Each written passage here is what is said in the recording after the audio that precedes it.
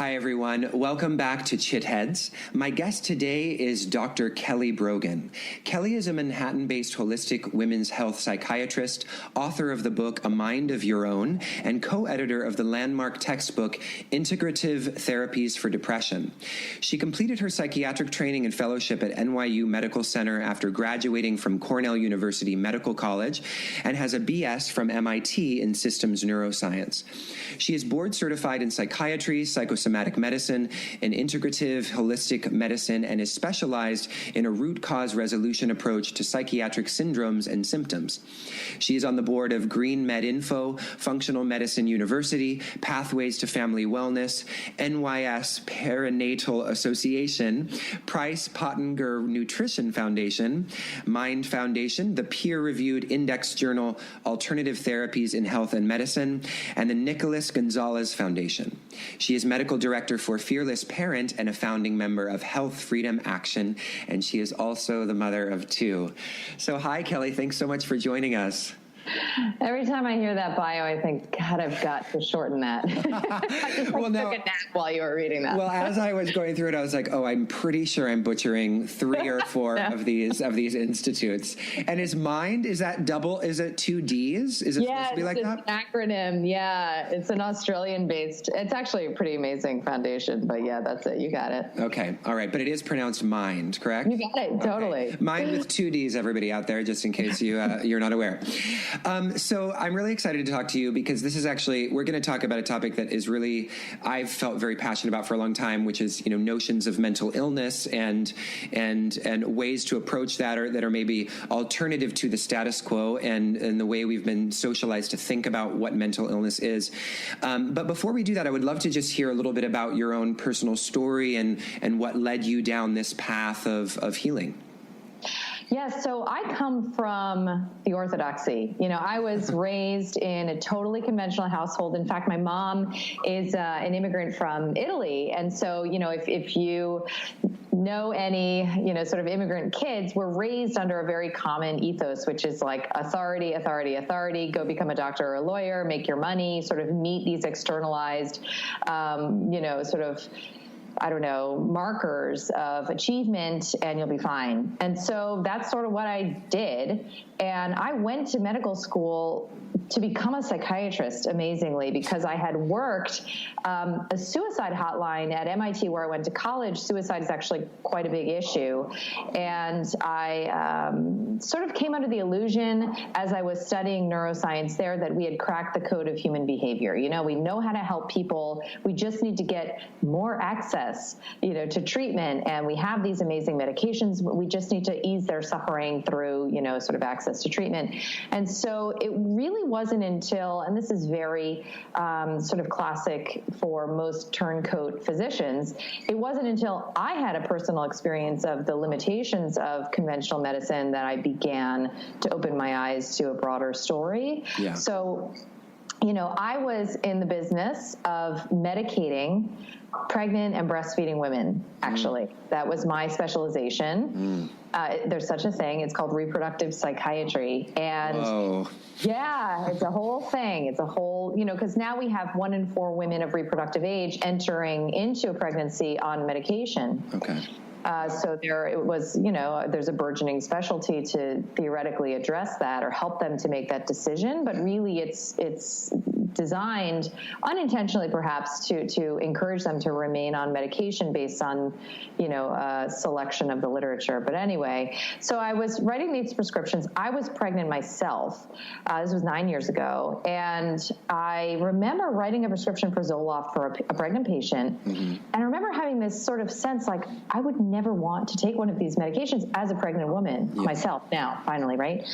And I just ignored that because it was totally dissonant and didn't fit in any way with my, sort of real intellectual zeal for psychopharmacology, as it's called. Yeah. And So it wasn't until I was diagnosed with an autoimmune thyroid condition 9 months postpartum with something called Hashimoto's that that same voice came up and basically, told me, I don't want to take medication for the rest of my life. I don't want to do that. That's not for me. That's for my patients, right?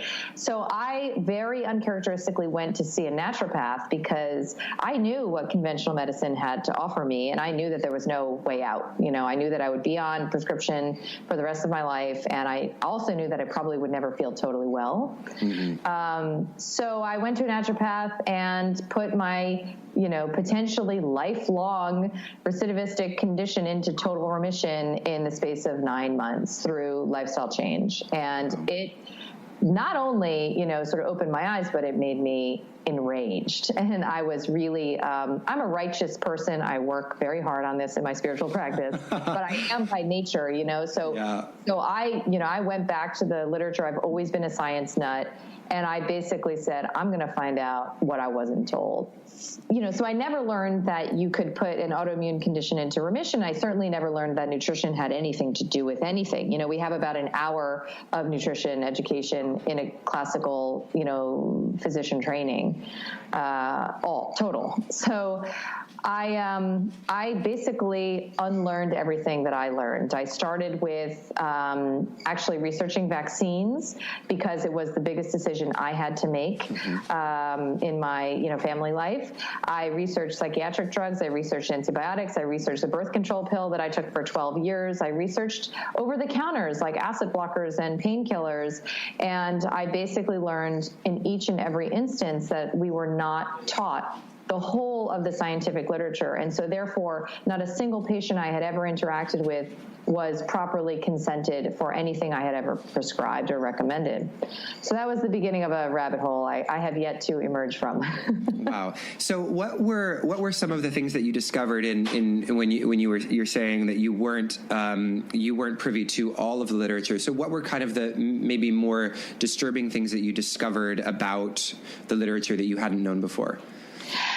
Well, there are some common themes when you look at very commonly recommended and even sort of like the sacred cows of conventional medicine. There's common themes. And, what seemed to be happening was that there's a promise that's offered, right? Take this and you'll feel happy. Take this and that nasty bug that's infecting you will go away.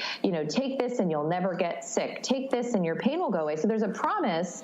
And then, there's the use of fear marketing. So we are fear-based marketing. So we are one of 3 countries in the entire world that allows for direct-to-consumer advertising, which means that corporations, businesses can speak to us directly about our health. Right? And we forget that they're actually business entities. And we think that because it's the realm of health and because doctors are sort of the priests in this dynamic, that they must have our well-being at heart. Well, of course, that's not the case. So, through fear-based marketing, there's an escalation of the use, maybe longer-term usage, maybe more widespread usage, that is no longer than evidence-based. Some of these medications are studied for 6 to 8 weeks. People take them for 20 years, for example. And, then it becomes consensus medicine, which means that we just all agree that this is cool. We don't care that the science doesn't support it. And it's now the gold standard simply because we're all doing it. And so I was obviously, as a trained psychiatrist, very focused on how to integrate this knowledge into my practice.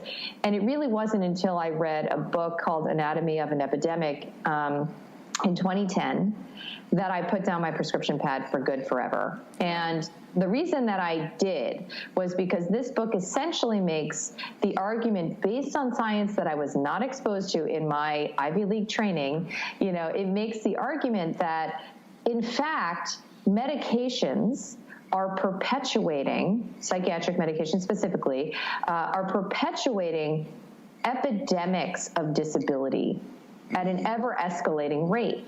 So it's not that more and more people are mentally ill. In fact, mental illness is a fabricated construct to serve an industry agenda. Yes. And that is obviously very provocative. But because I had my own healing experience, before reading it, I was ready.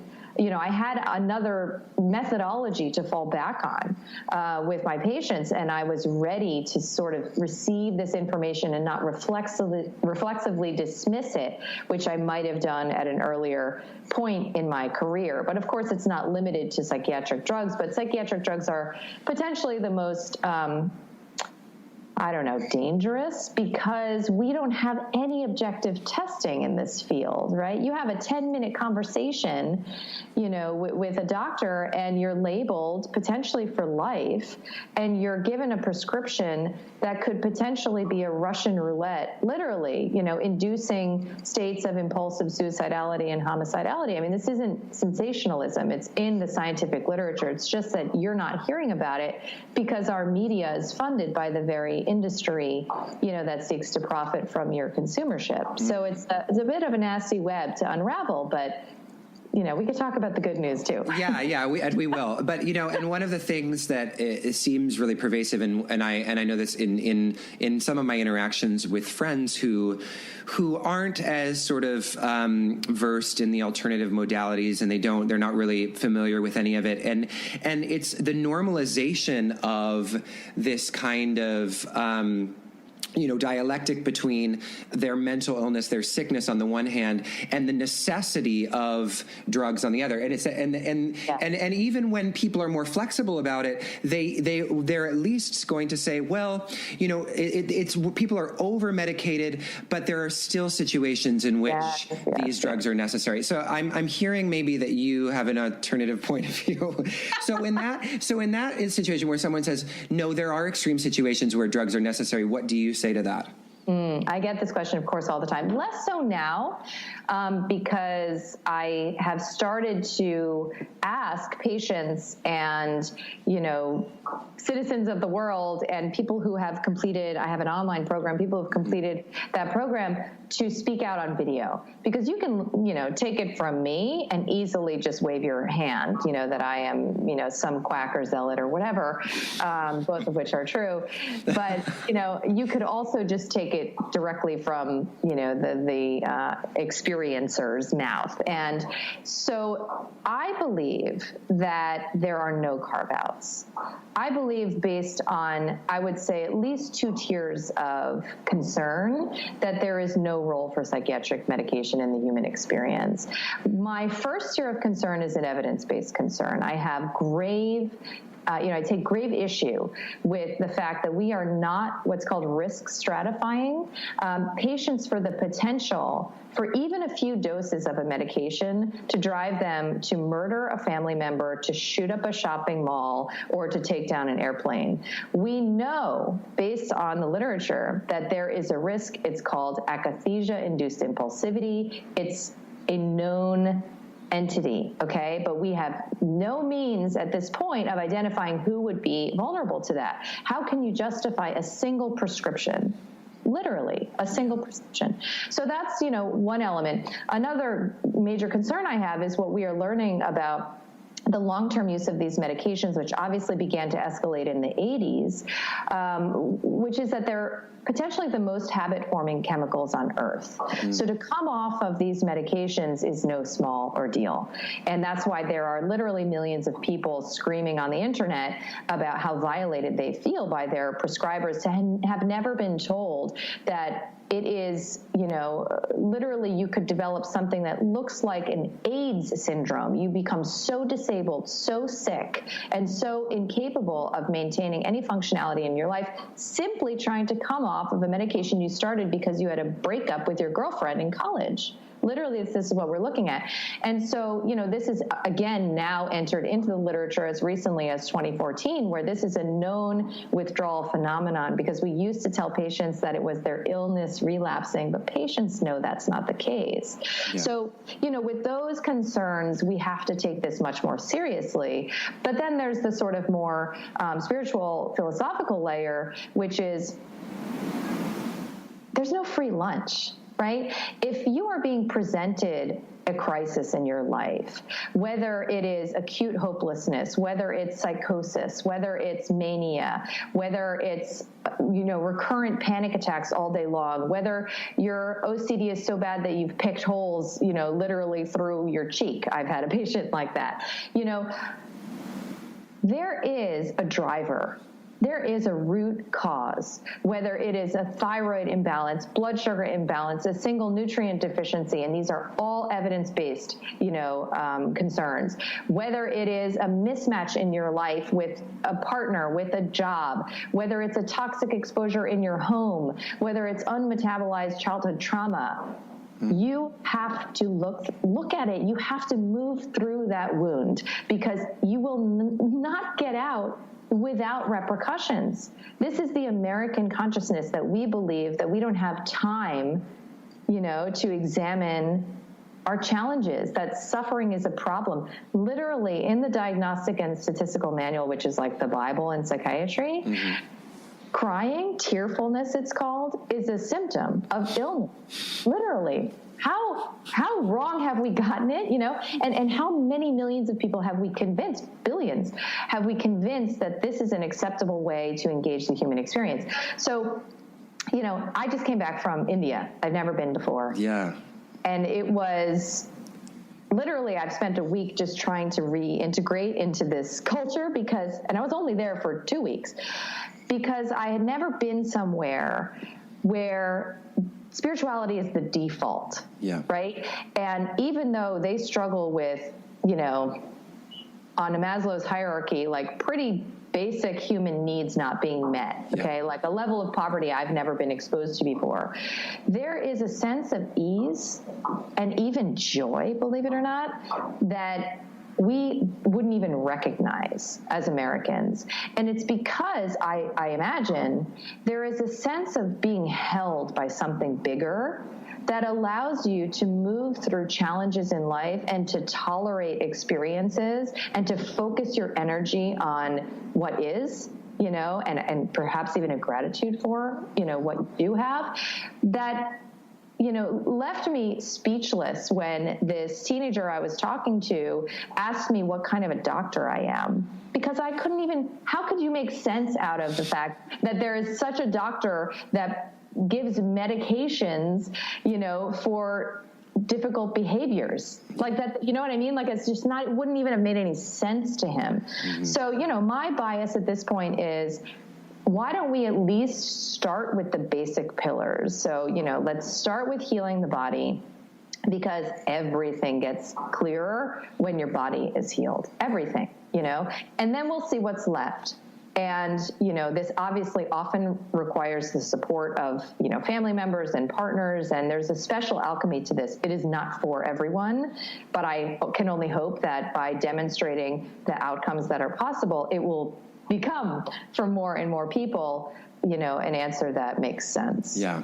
I read your blog post about India, and it was really beautiful. I actually listened to that video. I watched that video. Was it just a random family that you met? This family is a friend of one of the people leading this Kundalini yoga retreat. They had become friends, and it was one of the most incredible, in this family. So this is what is in Amritsar, like a very sort of Sikh dominant city where the Golden Temple is. It's a very sort of, devotional place. And in this teeny house, it wasn't even a house. It was like, I don't even know what you would call it. Like, it was like a cave, practically. There's a room, okay, like ostensibly the bedroom. And in the bedroom was given to the Siddhi Guru Granth, which is like their holy book. The bedroom was given to this book, okay? And the rest of them, 3 sisters, a brother, and 2 parents, lived in this hallway, basically downstairs. And these people, to be in their energy Literally, they played that for us, just, a group of 10 of us, and every single person in the room had tears like streaming down their face. Just to be in their energy was healing. And, these people, by American standards, should be on the verge of suicide for how much they're struggling with, on the material plane. It's just incredible. Yeah, when the three of their voices came together, I was like, I had shivers. It was so powerful. Right? Yeah. Exactly. So one thing that you wrote, actually, that I just want to bring into, and then we'll kind of move into where I think we're naturally moving, which is ideas around the sick gut and microbiomes and food as medicine and that sort of thing. You mentioned, I really like this thing you wrote, the Guild of Psychiatry is one of the greatest threats to the soul's journey because it denies the existence of the soul. Yeah. So I feel like we're already sort of talking about that, with reference to India and being held by this sort of, ethereal something. So do you want to unpack that a little bit more and kind of how that sort of segues into the good news? Yes. Yeah. So it's a funny thing, the etymology of psychiatry is doctor of the soul. That's literally what it means. And, so it's no small irony that we have come to this point in medical history where psychiatrists are the gatekeepers of normalcy. Particularly in this country, but we are having an insidious effect through bioimperialism on the rest of the world, including the third world, maybe especially the third world. I like that word, bioimperialism. I'm writing that down. Yeah, I mean, it's the new colonization, where we decide what health is for the rest of the world, and we deliver our vaccines and antibiotics and, psych medications, and we convince people that they're sick in ways that perhaps through their indigenous or cultural framework, they would never, consider to be the case. So, we're at this point at which it is up to a psychiatrist in this country to determine when your belief system, when your perspectives, and when your behavior do not conform to the dominant orthodoxy. And this is, Foucault warned about this, this is one of the most potentially insidious dangers. These are the roots, this is the sort of philosophical roots of a Holocaust.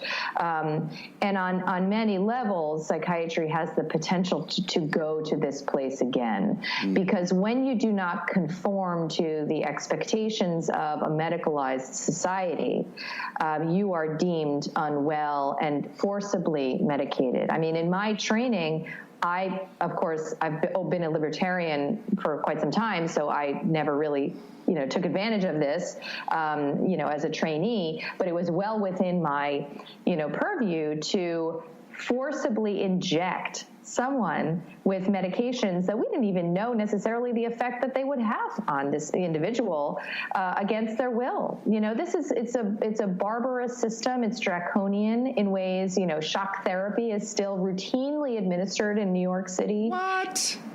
It's not funny that people don't even know that. Yeah, I mean, it's a rabbit hole that unless you are a psych survivor, they're called, unless you have come out the other end, you would almost never believe it. Oh. And so it's really important that we begin to hold a space together for struggle and suffering. Mm-hmm. Period. I think maybe that's the most important thing we can do as a kind of activism, is to make it okay for your friend, for example, to feel hopeless for a while, to be there with it, sit with it, just be in it. Because what happens is it transforms. At any given point, probably 20% of the women that I work with are actively suicidal. And I know that the gold is on the other side. I know that. It's going to transform if we just don't reflexively react and we sit and let it move through. This is the nature of the human experience, right? And we've lost touch with that. But my bias is, that it's so much easier on some level to commit to that very challenging path if your body feels like your own. If you've reunited with your body, you've made a truce with your body, and you begin to trust its ability to repair in epic ways. You could trash your body for decades and give it a good month, of self-care, and it'll come right back to you. And so that's why, I work with a lot of yogis who, are very deep in their spiritual practice, but they don't know what the hell to eat. And they eat cookies and drink 4 cups of coffee every day. Like me. Woo! Exactly. And I love chocolate chip cookies. Are you telling me I can't have them, Kelly? Tag you. I'm telling you, listen, I'm going to leave with the promise. I'm telling you that there is something so much more awesome for you to feel. Listen, I was like the junk food queen because I never got fat, basically. So I could eat whatever the hell I wanted, and believe me, I did. And for me to tell you that to not eat sugar or pizza, is so liberating. When you eat stuff that is that good, it actually sucks for you.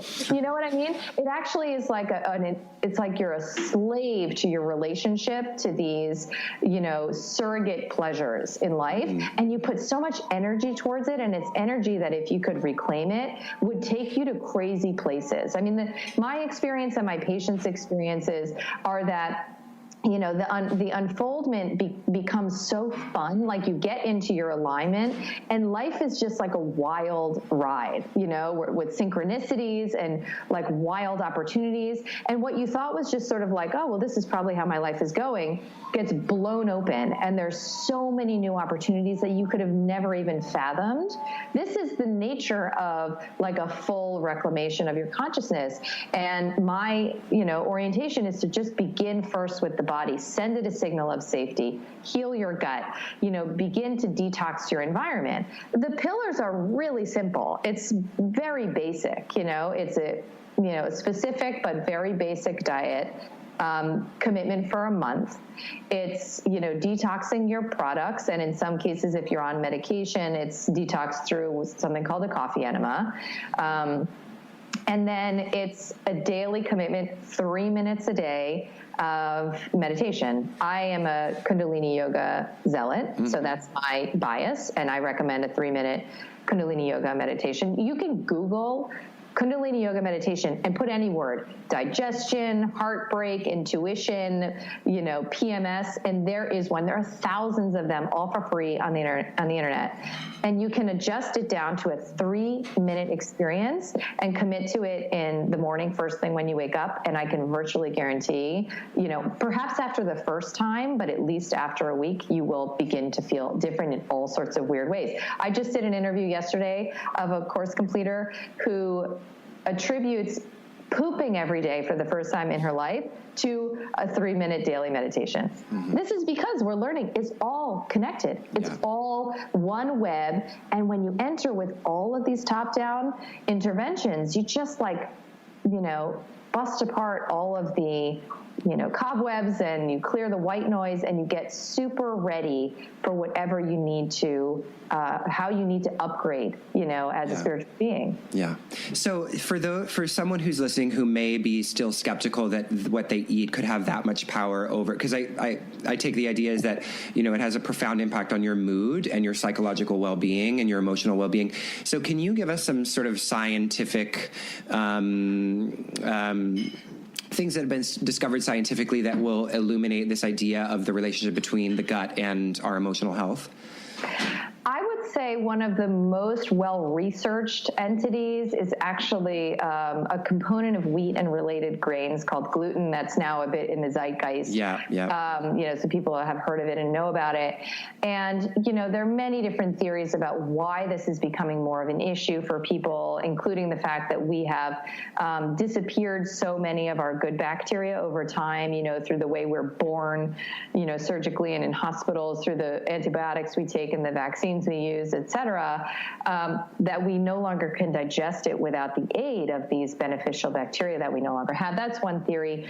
But for whatever the reason is, we are discovering that people are more and more sensitive in more and more unusual ways to the effects of processed wheat, And there are published cases in the literature. There's actually more than 200 published papers on the brain-based effects of gluten. But we have a pretty good understanding that even though the inflammation is at the gut level, you may have like totally fine bowel movements and no gas, but the manifestation of the pathology and the problem is literally at the behavioral level. So, you know, a case I recently wrote up in a blog that was in the New England Journal of Medicine looked at a young woman, I think she was 37, who literally was so psychotic and delusional that her family took out a restraining order on her. And she was medicated with antidepressants and antipsychotic medications that didn't help. And it wasn't until I think a year later that she was actually tested, found to have a thyroid condition and wheat sensitivity. She was put on a totally gluten-free diet, and within 2 months was her absolute healthy, normal self. Wow. Okay? So if you don't know this about the potential relationship between your food and your mood and behavior, then you will end up a psych patient for life. And that nobody wants that. Even if you believe in psychiatry, you still kind of don't want to take meds for the rest of your life. Who wants that? It's a natural resistance, right? So if I'm telling you there's a way out, and I have personally published cases in the peer-reviewed medical literature, I have video evidence, you know, of cases that are so extraordinary, none of my prescribing colleagues have ever had a single outcome like this. Why wouldn't you try it? Yeah. It's a month of your life. Like, give it a whirl. A month goes by like this. Commit to it and try it and just see what happens, because the alternative, it's not so great. And even if you're on medication, so most of my patients come to me on medication and they have a desire to come off, but we don't taper their medication before they do this month of self-care, self-healing. Wow. Wow. Such an inspiring note to end on. Thank you, Kelly. This has been so awesome. So can we get a little bit of information about you for those that are listening that want to learn more or study with you or maybe seek you out in terms of your, do you call it psychiatry now? What do you? That's a great question. Yeah. I refer to myself as a holistic psychiatrist, but I certainly, you know, I certainly obviously don't use medication in my treatment protocols, but yeah, I mean, I have a website. It's just kellybroganmd.com, and I love to write. And you're a beautiful writer. You're really beautiful. Thank you. I love to sort of like try to expose people to the science that is less popularized by mainstream media. But we also have a ton of resources. Almost my entire book is available on my website in blog form for free. And, you know, we also have obviously more intensive support available. It's my belief that every single person on the planet, you know, is entitled and should be entitled to this second chapter, to this other way. And so we just try to make that as easy as possible. All right. Well, thank you for doing the work that you do, Kelly. It's been such a pleasure. Thank you. All right. I'll talk to you soon. Awesome. Well, folks, there you have it. That was our interview with Dr. Kelly Brogan. For more about Kelly, go to kellybroganmd.com. Until next time, friends, bye-bye.